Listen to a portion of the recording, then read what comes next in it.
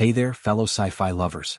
Before we dive into today's thrilling HFY story, imagine standing alone on a distant world, facing a creature so powerful it could tear you apart in seconds. But what if, instead of killing you, it chose to become yours?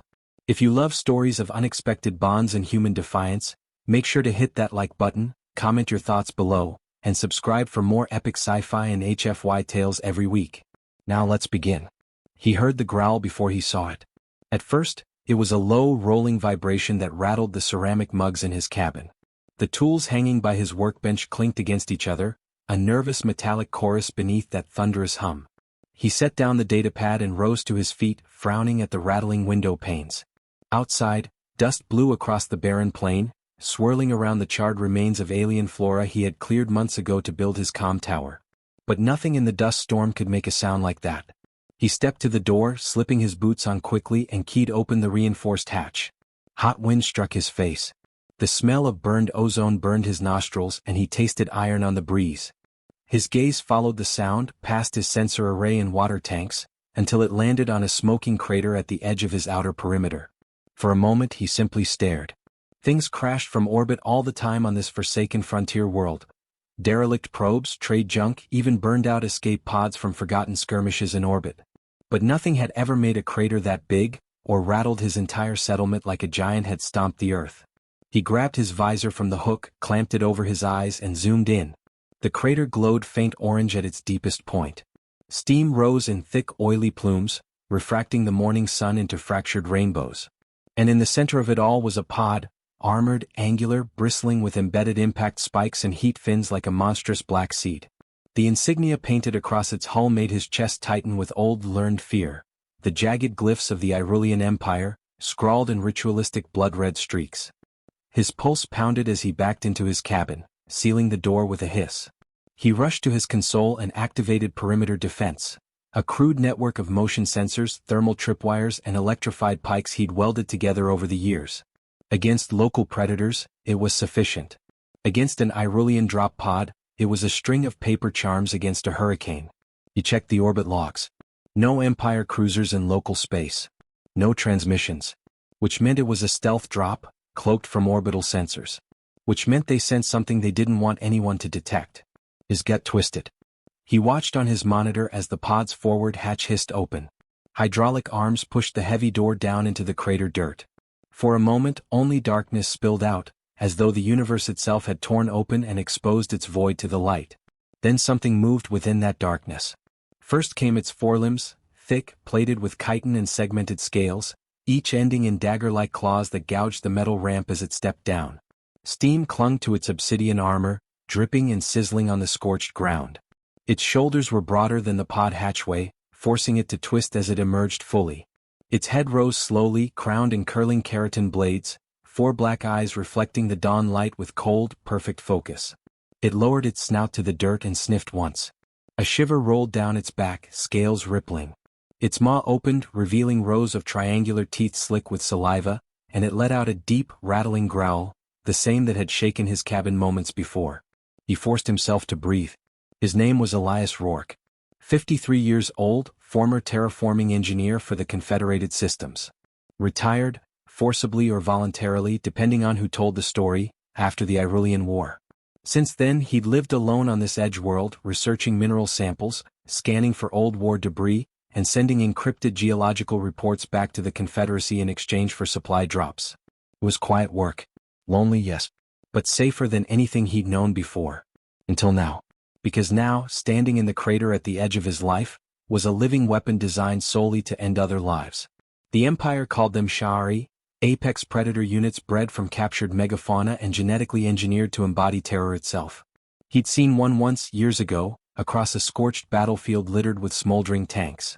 It had walked calmly through plasma fire, tearing armored infantry apart as though unwrapping stubborn packages. That one had been smaller than this. He knew running was pointless. His outpost was a kilometer-wide clearing of flattened stone and gravel, surrounded by crag ridges offering no cover, and it would smell his adrenaline before he even made it past the perimeter wire. He could hide inside and wait, but the habitat walls would fold like tin under its claws. He could reach for his rifle, a standard pulse model mounted over the main hatch, but its shots would sting it no more than sandflies. So he did the only thing left. He stepped outside. Heat slapped his face like an oven blast.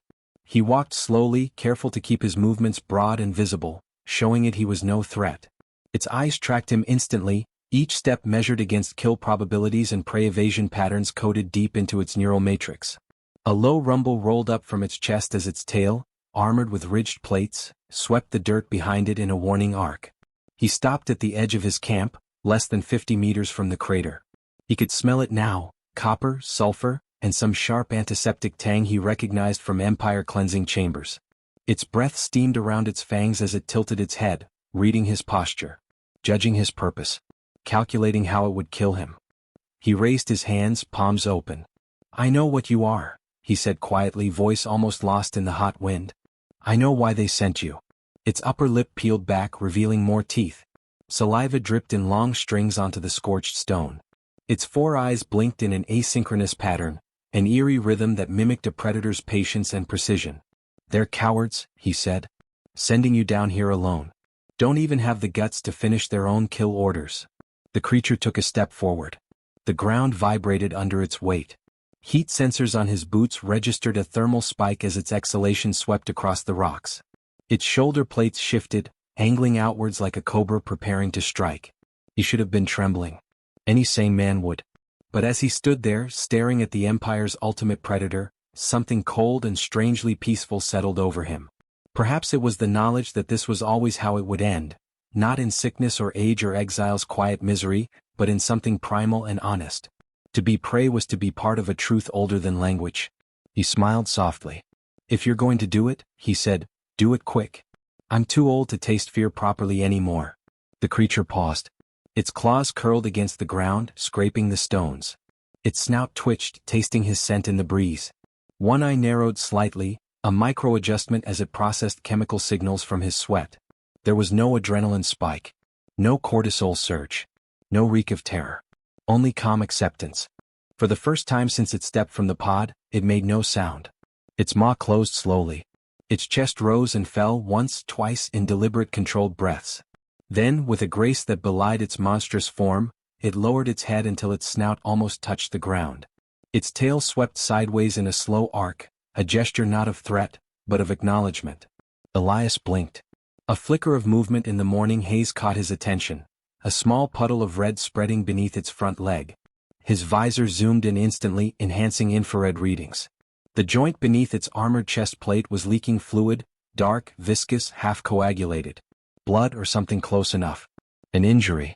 Severe enough to hamper its stride, yet it had still crossed that crater as though it weighed nothing. He swallowed. Something inside his chest twinged, an old instinct of empathy overriding caution. He took a slow step forward. Its eyes tracked him, but it did not rise. Another step, boots crunching gravel underfoot.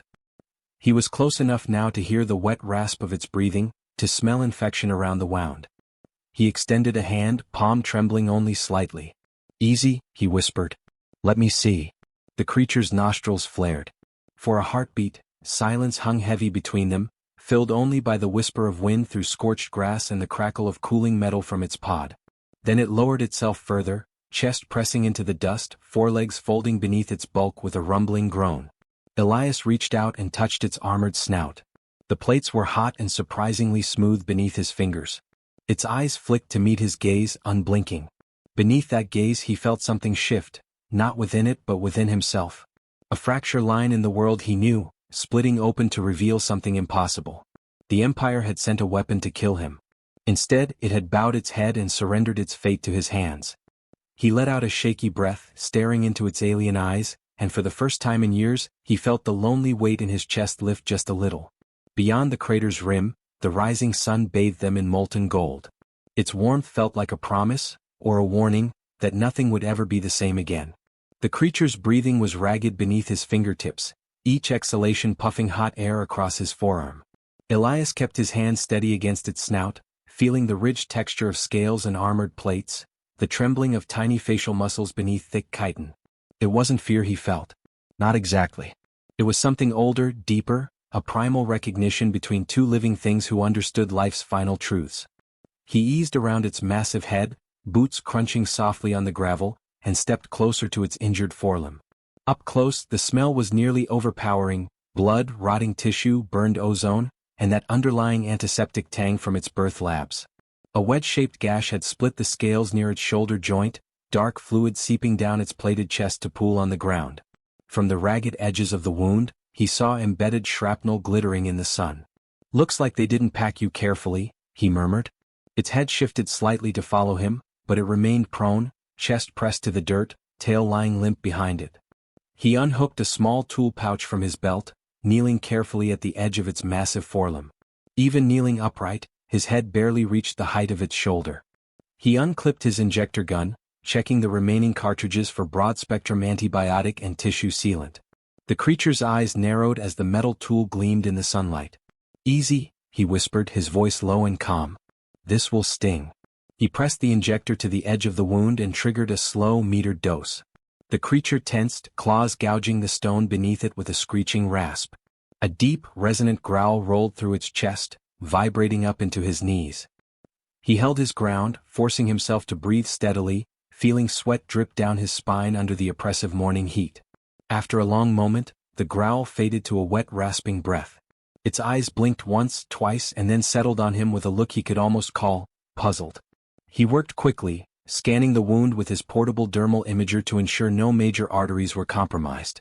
The shrapnel fragments were lodged in superficial muscle layers, likely torn from its pod plating during atmospheric entry. He switched tools to a pair of titanium forceps and began extracting them one by one, dropping blood-slick shards onto the dirt beside him. "Who did this to you?" he asked softly.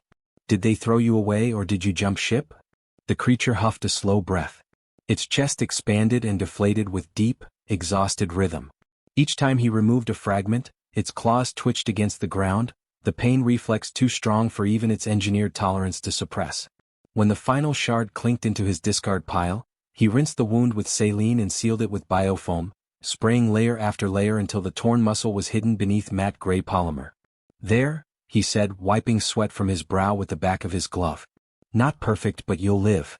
He packed up his tools and rose to his feet. As he backed away, the creature shifted its massive body, curling its injured limb beneath its chest. Its head turned to follow his movement, for eyes blinking in that asynchronous rhythm that unsettled him every time he saw it. Then, with a rumbling grunt, it pushed itself upright. For a split second, instinct screamed at him to run. Its full height was monstrous. Even hunched forward, its shoulder blades towered above him. The sun glinted off its black scales and the curved horns that jutted back from its skull. It shook itself once, a ripple passing from head to tail that sent loose gravel skittering away from its feet. He stood his ground, meeting its gaze. It lowered its head slightly, angling one eye to study his face, then inhaled deeply through wide flaring nostrils. The air trembled with that inhalation, as though it were sniffing not just his scent but something beneath it. His mood, his certainty, his presence. Finally it let out a sound that surprised him. A low, throaty chuff, not quite a growl, not quite a sigh. Almost contentment. "Yeah," he said quietly. "You're welcome." It took a slow step toward him. The ground shook under its weight. It lowered its head, until its armored snout was level with his chest, and let out another chuffing breath that washed hot against his ribs. Then it nudged him, gently but firmly enough to make him stagger back half a step. When he didn't react with fear, it tilted its head to the side, blinked once and huffed again, softer this time. "You're thanking me?" he asked. The creature flicked its tail, sending dust swirling into the morning air, and rumbled deep in its chest. Then it sat down on its haunches with a resonant thud that rattled his teeth, curling its tail around its massive feet. Its four eyes never left him. Elias felt a hollow ache bloom behind his sternum. For years, silence had been his companion. Silence and data, rock samples, atmospheric readings, distant encrypted transmissions from Confederacy labs he'd never see again. He'd accepted that fate, a life spent waiting out his final years on a sun-blasted rock, forgotten by the empires that once paid him to build worlds. But now, staring up into the alien creature's dark, intelligent eyes, he felt something shift inside him. Something he'd thought long dead flickered with weak, defiant light. "All right," he said, his voice hoarse. "Let's get you some water." He turned his back to it and walked toward his camp, boots crunching on gravel, heart thudding like a war drum against his ribs. Behind him, he heard its massive claws digging into the dirt as it rose and followed. A shiver ran down his spine at the thought of it so close, able to kill him in a heartbeat if it wished, but something told him it wouldn't. Not now. He reached his largest water tank, a converted mining cistern taller than his habitat dome, and opened the maintenance valve, letting clean water pour out into a broad basin. The creature lowered its head and drank in slow, gulping swallows. As it drank, he scanned it with his visor, recording every anatomical reading he could capture. Bioelectric pulses flickered along its neural spine. Muscular contractions rippled down its shoulders in complex waves. Its heartbeat rumbled through the dirt beneath his boots like distant artillery fire. When it finished, it raised its head and shook droplets from its snout with a low groan of relief. Water dripped from its chin, spattering onto his boots. It blinked at him slowly, eyes narrowing as though evaluating him again. Then it lowered its massive body onto the ground beside the cistern, curling its tail around itself in a loose coil. Within seconds, its breathing deepened, rumbling softly with each exhale, and its eyes slid half-closed. It was falling asleep. Elias stood there for a long time, staring down at the sleeping apex predator sprawled across his landing yard. The sun climbed higher in the pale blue sky, casting sharp-edged shadows across the dust. Wind gusted through the metal beams of his comm tower, whistling a lonely, broken tune. He keyed his console from his wrist, switching frequencies until he found an unused local band. Static hissed in his earpiece.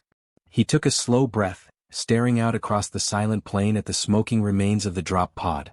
"Station log, supplemental," he said quietly. "This is Elias Rourke.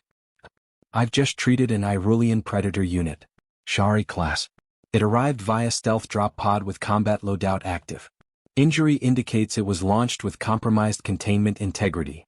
He paused, glancing back at the creature's massive, sleeping form.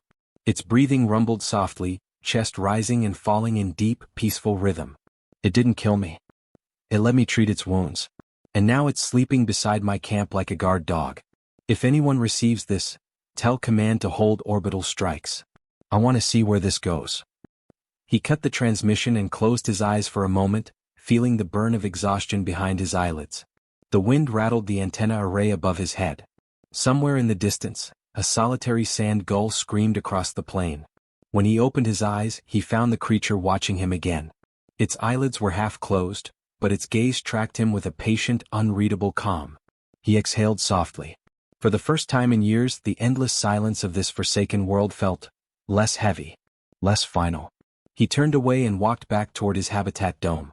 The creature shifted behind him, laying its head down on crossed forelimbs with a low, contented sigh that vibrated the ground.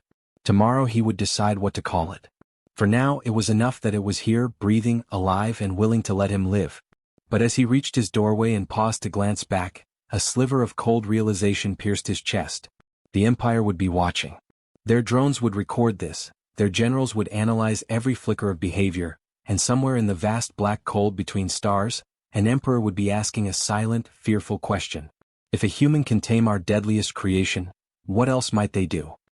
He stepped inside, sealing the hatch behind him, and felt a thin, grim smile ghost across his lips. Let them wonder. Elias woke before dawn, the pale horizon tinting his cabin windows with bruised lavender light. For a moment, he lay still on his narrow bunk, listening to the hum of coolant pumps and the soft hiss of the oxygen recycler. The familiar quiet settled over him like a worn blanket. Then he heard it, a low, steady rumble vibrating through the floor plates, shaking dust from the ceiling corners. He swung his legs down and pulled on his boots. Outside, the early chill bit through his thin shirt as he stepped into the yard. The creature lay curled beside his main water tank, its massive chest rising and falling with each slow breath. Condensation glistened along its armored flanks, refracting dawn into fractured gold and red. Four eyes blinked open to watch him approach. "Morning," he said, voice rough with sleep. It huffed softly, a plume of steam drifting from its nostrils into the cold air. Its tail flicked once in greeting before it stretched its forelimbs forward, claws gouging deep furrows into the gravel. When it rose to its feet, the motion was smooth and silent, belying its monstrous mass. It stepped closer and lowered its head, pressing its snout against his chest with gentle insistence. Heat radiated from its skin, banishing the morning chill in an instant. He let out a slow breath, bracing a hand against its ridged jawline. The proximity still unsettled him, each moment an intimate reminder that he stood beside something engineered to tear armored infantry apart with casual indifference. But every time it leaned into his touch, the sense of lurking doom softened, replaced by something he couldn't yet name. He spent the next hour working around camp. The creature followed him with quiet focus, occasionally curling around the fuel tanks or lounging beside his comm tower to watch sand gulls drift overhead. Whenever he moved beyond the perimeter sensors, it rose instantly to shadow his steps, for eyes scanning the rocky horizon for threats only it could sense. As he secured the last crate of mineral samples onto the drone loading rig, his visor pinged with a proximity alert. A tight band signal, aimed directly at his comm array from low orbit. His pulse quickened. He dropped the crate and strode to his console, fingers flying over cracked keys. The transmission decrypted after a long pause, revealing a terse Confederacy command dispatch. Dr. Rourke. Be advised. Irulian stealth drop detected planetary quadrant Rho 9. Predator-class Sha'ari confirmed. Confederacy orbital strike assets inbound. ETA 26 hours. Evacuate immediately. Confirm status. He read it twice, jaw tightening. His eyes drifted to the viewport, where the creature lay coiled atop a flat outcrop, basking in the early sun. Its armored shoulders rose and fell in steady rhythm, for eyes half closed with contentment. Its tail flicked lazily over the stone, flicking away dust and small insects. Evacuate immediately. He exhaled slowly and keyed his transmitter. Command, this is Rourke. Predator unit is non-hostile. Repeat, non-hostile. Injured on atmospheric entry under treatment. Recommend orbital strike abort. The reply was near instant, curt and final. Negative. Asset too dangerous to remain operational. Clearance granted. Evacuate. He cut the channel, the cursor blinking silently in the corner of the screen. Outside, the creature turned its head to look at him, sensing his gaze. Its eyes narrowed with quiet intelligence, as if it could read his thoughts through the glass. A low chuffing sound rolled from its throat, questioning. He walked out into the sunlight. The creature rose, claws clicking against the rock as it approached him. It lowered its head to meet his eyes. He rested a hand on the broad armored ridge of its snout, feeling the subtle vibrations of its steady breathing. They're going to kill you, he said softly. It blinked once, tilting its head as if parsing the words. Then it rumbled deep in its chest, a low vibrating sound that trembled up his arm and into his sternum. He felt it resonate there, shaking loose some fragile piece of himself he'd thought buried forever. He turned away abruptly, walking toward the small maintenance shed by the comm tower. The creature followed, its footsteps silent but heavy on the gravel. Inside, he dug through crates until his hands closed around a battered crate marked with faded hazard stripes. He dragged it into the sun, flipped the latches and lifted the lid. Inside lay a disassembled plasma repeater rifle, stripped for spare parts years ago when he'd first arrived. He pulled the weapon out piece by piece, his fingers working with forgotten muscle memory to fit each component into place. When the final power cell clicked into its housing, he thumbed the activation rune. The rifle hummed with a soft, predatory purr of its own. The creature watched him in silence, for eyes flicking between his face and the weapon. He turned to meet its gaze, the rifle resting lightly in his arms. I don't know what they did to you, he said, voice low and hard. I don't know why you were sent here alone. But I won't let them erase you like a failed experiment. The creature lowered its head slightly, snout hovering near his chest. He reached out and pressed his palm against the thick, ridged plating beneath its eyes. Heat radiated through his glove, warming his chilled fingers. We're going to fight, he whispered. The creature rumbled softly. Its tail lashed once behind it, gouging deep furrows into the gravel. For a fleeting moment, he saw something flicker in its gaze, an echo of the same silent resolve pounding in his chest. He spent the day preparing. He activated dormant power nodes around camp, redirecting capacitor flow into perimeter tripwires and kinetic barrier projectors. He rigged his largest mineral harvester to overload its reactor if triggered remotely, transforming it into an improvised fusion mine. As he worked, the creature followed him, watching every motion with calm focus. At dusk, he set up his final defense by the comm tower. He turned to find the creature crouched behind him, eyes locked on the western horizon where the sun sank into ash-gray clouds. Its nostrils flared, tasting the air. It let out a low, vibrating growl that made the fuel tanks behind him quiver. He raised his visor and looked west. In the gathering shadows, thin streaks of fire burned across the sky, orbital insertion trails descending fast. Dropships. Strike teams. Confederacy kill squads. He felt the first cold bite of fear, but it did not take root. Not as it once had. Instead, he felt the faintest tremor of grim anticipation. He reached out, laying a hand on the creature's massive armored neck. Its scales were warm beneath his palm, humming with coiled power. Its breathing slowed, synchronizing with his own. "They're coming for you," he whispered. "For us." The creature rumbled deep in its chest, a low thunder that vibrated through his bones. Its eyes narrowed, slit pupils flaring wide in the failing light. Its claws flexed against the gravel, gouging deep furrows with casual strength. For a moment the wind stilled. The last red light of dusk caught in the creature's scales, haloing its massive form in molten gold. Its 4 eyes locked onto his, unblinking, and in that gaze he saw no fear, only the silent promise of violence to come. He felt his lips curl into a thin, feral smile. Let them come. As darkness closed around them, the creature rose to its full towering height. Its armored chest expanded with a slow, deliberate inhalation. Then it lifted its head to the star-pricked sky and released a roar so deep it shook the earth beneath his feet. The sound rolled out across the barren plains, echoing off distant ridge lines, rattling loose pebbles from cliff faces, scattering nocturnal flocks into panicked flight. It was not a sound of fear or pain. It was a proclamation that here stood death incarnate, awake and waiting. Elias stood beside it, rifle resting lightly in his arms, feeling the last tattered remnants of his old life burn away under the force of that roar. For the first time in years he felt wholly alive. Beside him, the creature's rumbling growl faded into a steady, vibrating breath. Its tail curled low, claws dug into the earth, body coiled like a spring. 4 eyes blinked once in the darkness, luminous and filled with silent, patient rage. In the cold quiet that followed, the horizon burned with the rising glow of descending drop ships. He raised his visor, scanning their approach vectors, calculating strike timelines and kinetic dispersion zones with clinical precision. Beside him, the creature lowered its head, its armored horns casting jagged shadows across the dust. "They'll be here by dawn," he said. The creature huffed softly, a quiet, vibrating sound that trembled against his ribs. "Then we have work to do." He reached out once more, fingers brushing the ridged scales beneath its eyes. Its gaze flicked to him, unblinking. For a fleeting heartbeat, he felt something pass between them, silent understanding, a bond forged not by words but by the certainty that life's only true purpose was to protect what chose to stand beside you. He turned back to the comm tower, flicking on the final perimeter sensors with a sweep of his wrist console. The creature shifted behind him, massive form blending into the darkness, 4 eyes gleaming like distant stars. In the silent, waiting night he felt no fear. Only the quiet certainty that tomorrow, he would stand against the Empire with a monster at his side. And if this was to be his end, it would be an end worthy of the life he'd lived. He allowed himself a single quiet laugh as the night wind swept across the plains, rustling the parched grass with a sound like distant applause. Let them come.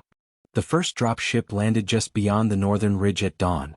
Dust billowed skyward in choking orange clouds as its retro thrusters blasted the gravel plain. Elias watched through his visor, tracking thermal readings as the ship's ramp descended and armored figures emerged, fanning out with practiced precision. Confederacy strike squads, clad in matte black exosuits that bristled with plasma conduits and kinetic shielding nodes. Beside him, the creature crouched low in the rocky depression they'd chosen as their ambush point. Its 4 eyes blinked asynchronously, pupils narrowing to slits as it tracked each soldier's motion with surgical focus.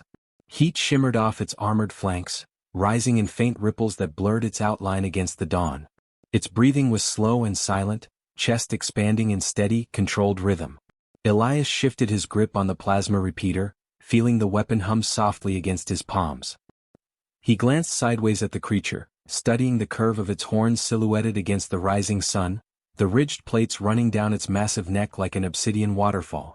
For a moment he felt a pang of quiet wonder. Only days ago this creature was his executioner.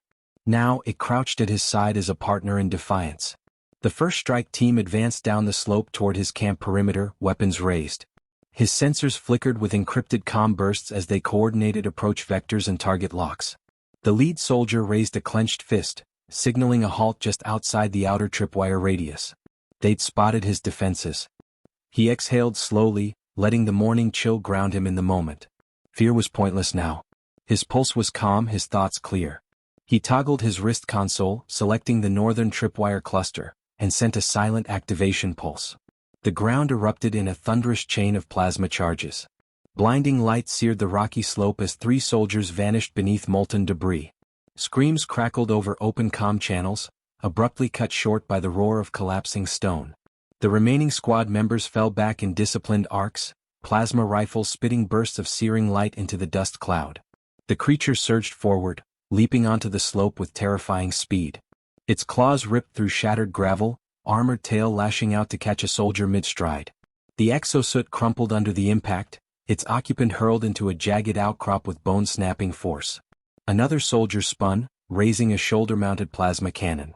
Before the barrel could cycle to full charge, the creature slammed into him, jaws closing around his torso with a wet, crunching snap. Elias moved with it, rifle braced against his shoulder as he advanced up the slope. He sighted a sniper perched behind a fallen boulder, his stealth cloak flickering in the swirling dust. The plasma bolt punched through his visor plate in a silent, clinical flash, sending his body limp across the stone. The creature let out a low, vibrating growl, its tail lashing the air in jagged arcs. Blood dripped from its jaws onto the dust. It turned its head to meet his gaze, for eyes narrowing, and for a fleeting instant, he saw its pupils flare wide, a question unspoken, a silent check for his safety. He nodded once, throat tight, and swept his rifle left to scan the ridgeline for new threats. More drop ships burned through the sky, their descent trails slicing pale scars across the morning clouds. At least 3, no 4, flaring brightly as they braked hard into final approach. He toggled his wrist console, rerouting power flows to overload the southern capacitor cluster. If they landed within 200 meters, the fusion surge would erase them. The creature snarled, a deep reverberating sound that trembled in his chest. It crouched beside him, forelimbs planted wide, tail coiling low behind it as the next drop ship flared overhead. Dust blasted outwards in concentric waves as the massive hull settled onto its landing skids. The ramp hissed open, revealing a squad of heavy infantry in bulwark suits, each carrying plasma Gauss repeaters braced against their armored shoulders.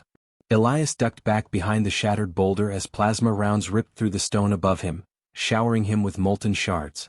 The creature roared, the sound echoing like an avalanche across the ravine, and launched itself forward. Its bulk smashed into the formation with unstoppable force, claws tearing through kinetic shielding fields and bright flares of collapsing energy. One soldier managed to brace his Gauss repeater and fired at point-blank range, the round slamming into the creature's shoulder with a thunderous crack. It stumbled, snarling, black blood spraying across the ramp. Elias rose from cover and fired, his plasma bolts burning bright white through the morning haze. The soldier collapsed, armor glowing cherry red where the shots melted through the chest plate. Another soldier lunged forward with a crackling energy halberd, but the creature recovered instantly, swinging its massive head in a brutal arc. Its horned crown smashed through the helmet and skull beneath in a single, sickening impact. The ramp was slick with blood and smoldering plating by the time the last soldier fell. The creature swayed, panting heavily, its wounded shoulder smoking where the Gauss round had shattered armor plates and scored deep into flesh. Elias sprinted up the ramp to its side, dropping to one knee to check the injury. The blood was dark and thick, seeping through splintered scale segments in heavy drips. "Stay with me," he said, pressing a vial of tissue sealant foam against the wound. The chemical hissed and expanded into the ragged cavity, fusing ruptured vessels and nerve clusters. The creature flinched but did not pull away, its eyes locked onto his with silent, burning focus. Outside, the remaining drop ships were circling for final approach. His visor flickered with tactical overlays as he plotted their landing trajectories. Too many. Even with his mines and perimeter charges, he couldn't hold them all. The creature rumbled softly, sensing his momentary hesitation. Its tail lashed the ramp with sharp, deliberate strikes. Then it lowered its massive head to his chest, pressing its armored snout against his sternum with a low, vibrating sigh. He closed his eyes for a heartbeat, feeling its heat radiate through him. Then he rose, bracing his rifle across his chest, and toggled the fusion overload on the largest mineral harvester near the southern ridge. The power cell's output spiked instantly, flashing a warning across his visor. 8 seconds to critical failure. He grabbed the creature's horned crown and pulled its gaze to his. "Run," he whispered. It snarled softly in protest, tail lashing against the ramp. Its 4 eyes narrowed, pupils flaring wide with silent refusal. He shook his head, fighting the burn in his throat. "Run. Survive." He turned and sprinted down the ramp, boots slamming against metal and gravel as he dashed toward the eastern ridgeline. Behind him, the creature let out a low, keening roar that shook dust from the cliffs. Then he heard it move, massive claws tearing across the rocky slope as it bounded after him. The fusion harvester detonated behind them in a silent bloom of white light. For an instant, the world vanished, obliterated by the expanding plasma shockwave. The concussion lifted him off his feet, hurling him forward across the rocks. Pain exploded through his ribs as he slammed into the ground and rolled, the air driven from his lungs. He lay there, blinking up at the darkening sky. Ash drifted down like snow, glowing embers swirling in the rising thermal winds. Slowly he pushed himself onto his elbows. Across the shattered gravel, the creature rose from where it had landed, shaking molten dust from its armored flanks. Its breathing was ragged, blood dripping from its wounded shoulder, but its eyes locked onto his with fierce, burning focus. It limped toward him, each step heavy with pain and defiance. When it reached his side, it lowered its massive head and pressed its snout against his chest once more. He raised a trembling hand and rested it against the warm, ridged scales beneath its eyes. "Good," he rasped. "You're still here." In the distance, beyond the rolling clouds of dust and debris, the surviving drop ships rose into the sky, engines blazing as they accelerated for orbit. The Empire's mission had failed. Their soldiers lay scattered across the plains, their weapons shattered, their tactics meaningless against a human and his monster. He rested his forehead against its armored brow, feeling its hot breath wash across his face. In its gaze he saw no rage, no engineered bloodlust. Only the quiet, feral loyalty of something that had chosen to stand at his side despite all it was created to be. Around them, the dawn brightened, casting molten light across the smoking battlefield. Ash drifted on the breeze, glowing orange as it caught the rising sun. The creature rumbled softly, its tail curling low against the gravel, and lowered its massive body to sit beside him. Its flank pressed warm against his shoulder as they watched the last drop ship vanish into the upper atmosphere, leaving only silence in its wake. He let out a slow, shaking breath. His pulse thundered in his ears, his body trembling with exhaustion and adrenaline. But somewhere beneath the pain and fatigue, a thin, defiant smile tugged at his lips. The Empire had sent a weapon to kill him. Instead, they had given him a companion. He reached up and rested his hand against its broad, scarred jawline, feeling its slow, steady breathing vibrate against his palm. Its 4 eyes blinked once, twice, as the morning breeze ruffled the dust from its armored crown. "Let's go home," he whispered. Together, they rose and turned toward the distant silhouette of his small camp, the silent plain stretching before them like a promise. Behind them, the sun climbed higher into the wide, pale sky, casting their long shadows across the scorched earth. A man and his apex predator, walking side by side into a future neither empire nor fate could dictate.